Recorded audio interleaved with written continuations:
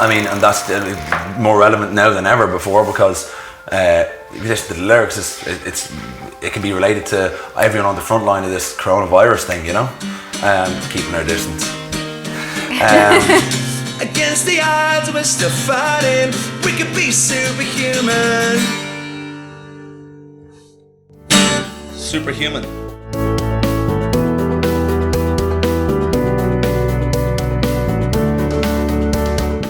Welcome everybody to the first episode of Pell for the Record. The way I like introducing him. He's a wild rider. He's flying the nest. He's a superhuman. He's an animal. He is Stephen Cooper. What's happening, guys? Let's play a few songs. She's an animal. She's an animal.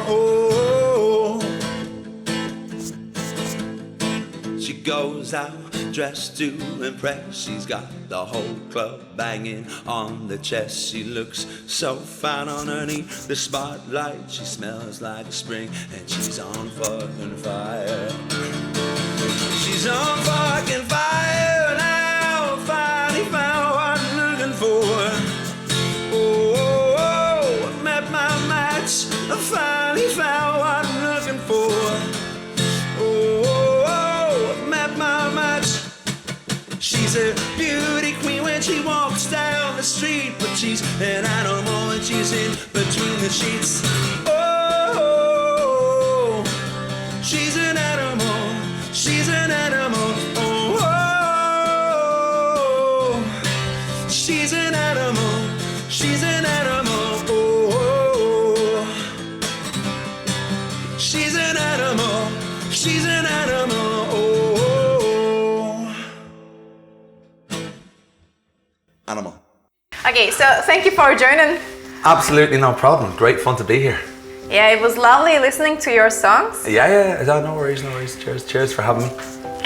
So I would like to start with a little bit about yourself and your career for the people who doesn't really know you. Yeah. So I've been playing music most of my life. From 12 I got my first electric guitar, started singing when I was around 18. I was in an instrumental band at the time, started singing, writing lyrics to the instrumental stuff. That band broke up. I gave up music for a while, but between around 19 and 21, got back into it. And started playing in pubs and stuff and started writing again, and changed my way of writing and writing more acoustic kind of stuff. And then went on to do that. Never actually recorded an EP, just loads of demos. Then what happened was I moved on, got into another band for a period of time. It was good fun, everything else. It was a great experience. It didn't work out.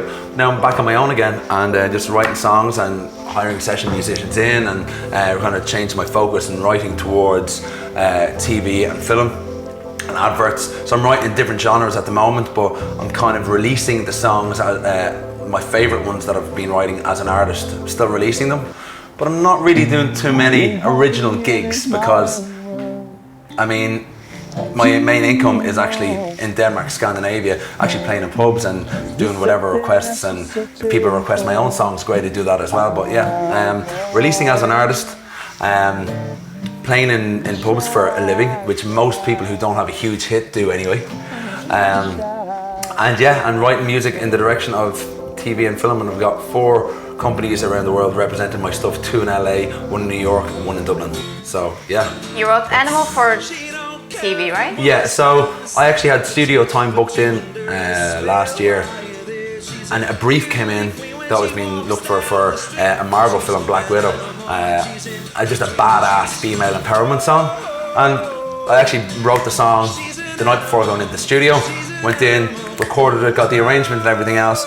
Yeah, unfortunately, it didn't get chosen for the final cut of the film. It was taken, it was pitched, it got shortlisted, but it didn't actually make the final film. But that's the way the game works. But my main goal is, as I said, to land a couple of placements in big films or ads. That's where my main focus is shifted to. And the creative side of it, I'm in the studio more than I've ever been in my life.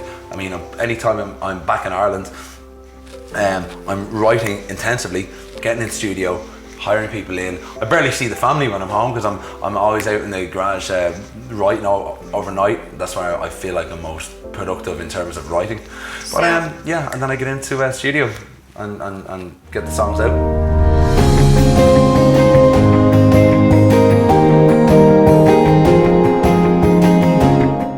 How is your life between Copenhagen and Dublin? Because you're living in Copenhagen, like half Mostly. of you, mostly. Yeah. But yeah, I mean, I spend a lot of time in Copenhagen, and all around Scandinavia. It's mainly between Oslo and Copenhagen. Is it how many days?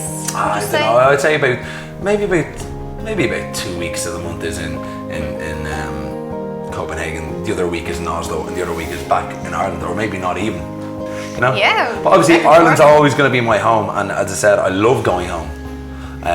When I do get a chance to, but yeah, I'm on the road, and it does, yeah. There's things that are a bit more complicated, like if you're, I mean, even relationships, it's hard to have a relationship when you're constantly moving around as well, you know? So there's things like that, you know? Or starting a relationship when you're on the road, it's quite tough. Yeah. That's the life I chose. You know? But you put your career first, so...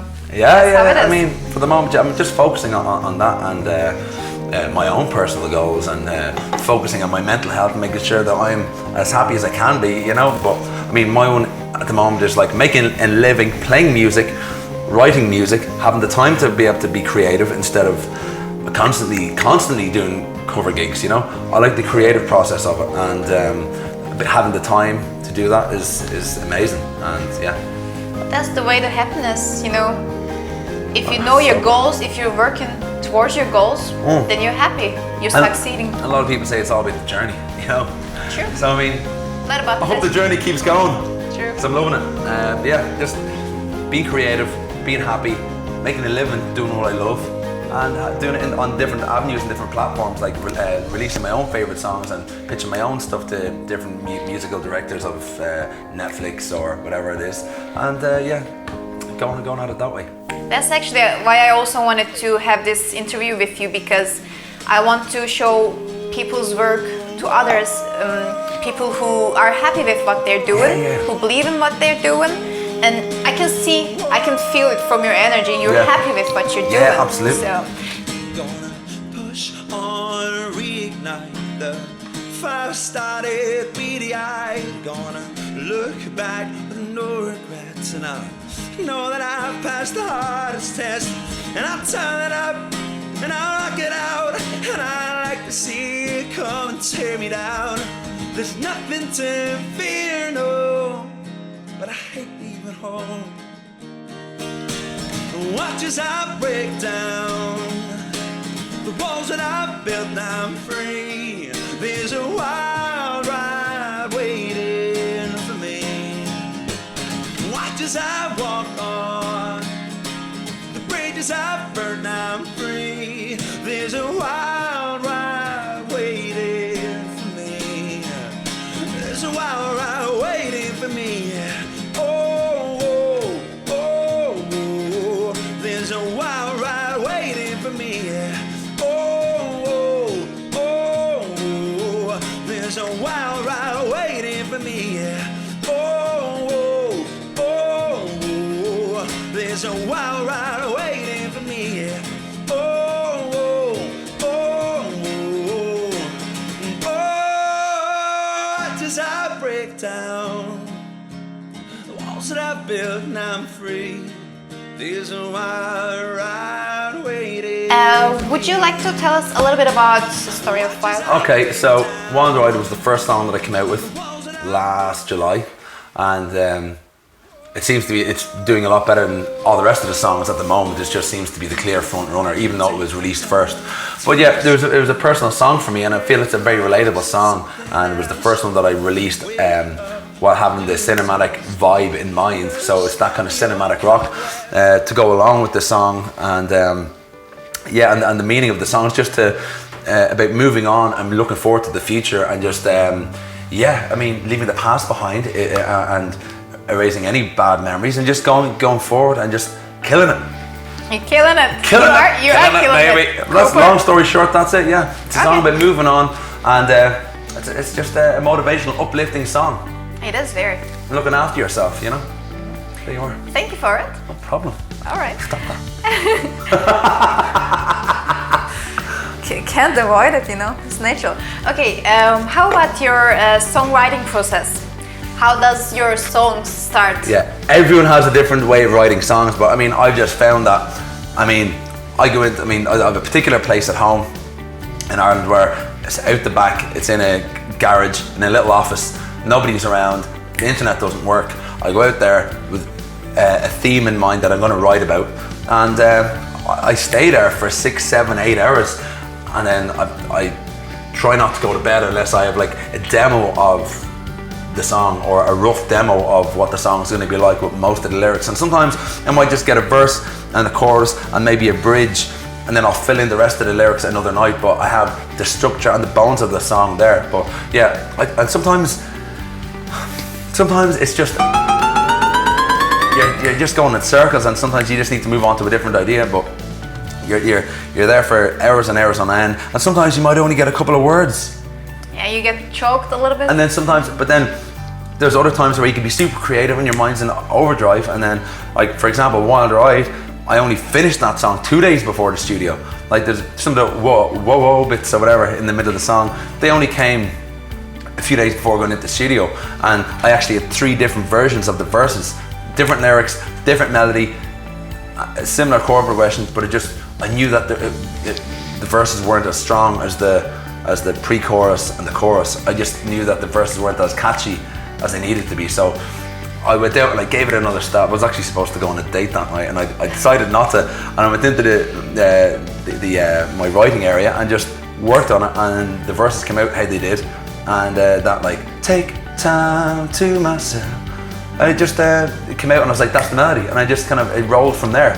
And once I had the start melody, and then I knew of course I knew what the song was about, but I just had 4 different verses before I even went into that, and I just knew that they weren't as good. But so I was super happy with the outcome, you know. You worked on it until you find the best version for yourself. I just knew that was the last piece of the puzzle for that song, and the whoa bits in the middle, and that was it.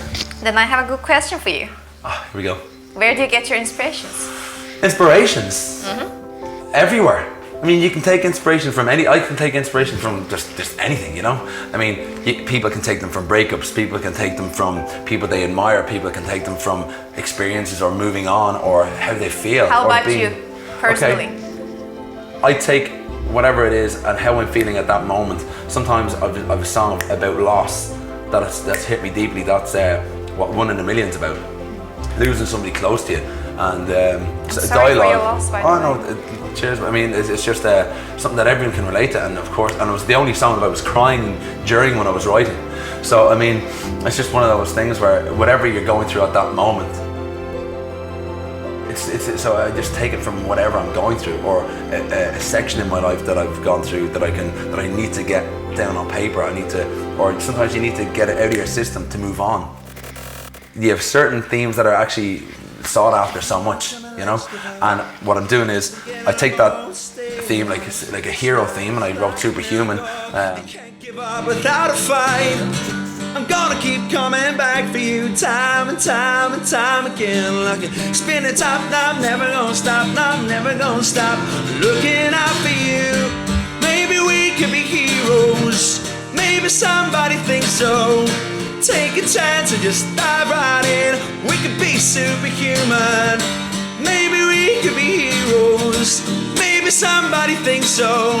Against the odds we're still fighting. We could be superhuman. I mean, and that's more relevant now than ever before, because just the lyrics, it can be related to everyone on the front line of this coronavirus thing, you know, keeping our distance. Okay, so can you tell us a little bit about your upcoming projects?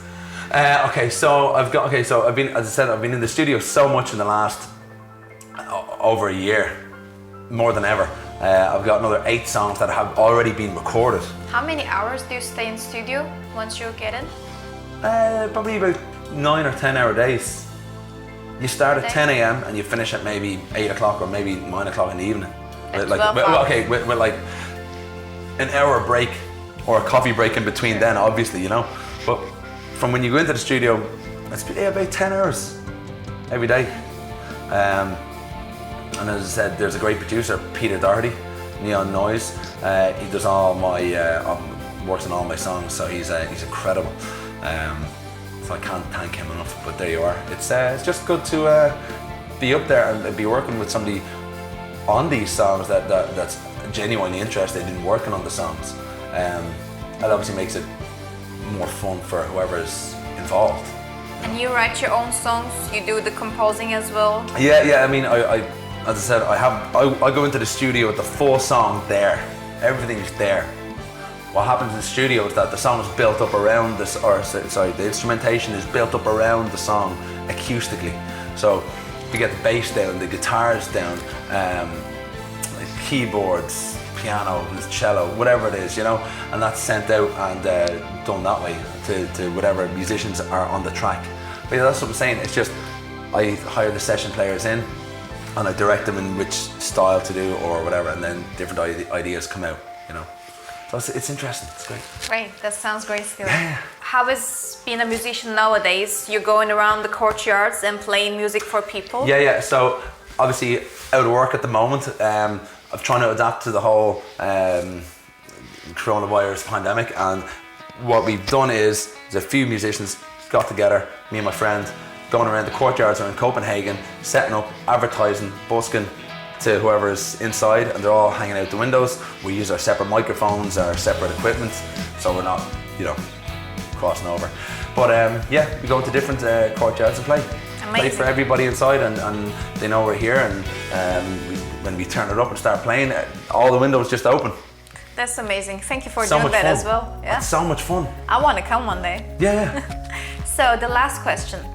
I would like to hear your message for musicians out there who are struggling to make their own music. What would you like to say to them, like who has been coming from the path you have been through? Yeah, I mean, just start writing. I mean, the more songs you write, the better you get. It's the same with absolutely anything. The more you get on a skateboard, the more you practice on that, or the more you swim or play basketball, whatever it is, the more you do something, the more time you put into something, the better you get at it. So that's just the way it is. And yeah, I mean, I suppose just choose your team wisely, and just have take advice from your closest, your family or whatever, and let them guide you or whatever as well. But yeah, I mean, just follow your dreams and just go for it, you know. I said I'm happier now than I've ever been in my life, because I'm really focusing on writing, recording, playing live, and just getting out there. So just follow it, write music as often as you can, and write genuine songs, and then it'll just get better and better. You'll navigate your way around the songs, and the songs will come out the way they're supposed to come out. Could you look in the camera and say that? Take a leap of faith? Take a leap of faith and just look forward to the future, be positive, and yeah, follow your dreams, guys. Woo! Thank you so much, Steven. Yeah, cheers. Nice one for having me. Yep. Oopsie. Okay, great. There you are. Nice one. Thank you so much for coming and joining. Oh, you don't have any more. I've none left. We're gonna give you some whiskey. Irish man. Perfect. Irish heart. Exactly, yeah. There you are. Yeah, that's it. Cheers. Yeah, that was fun. There was. Thank you. It was great, actually.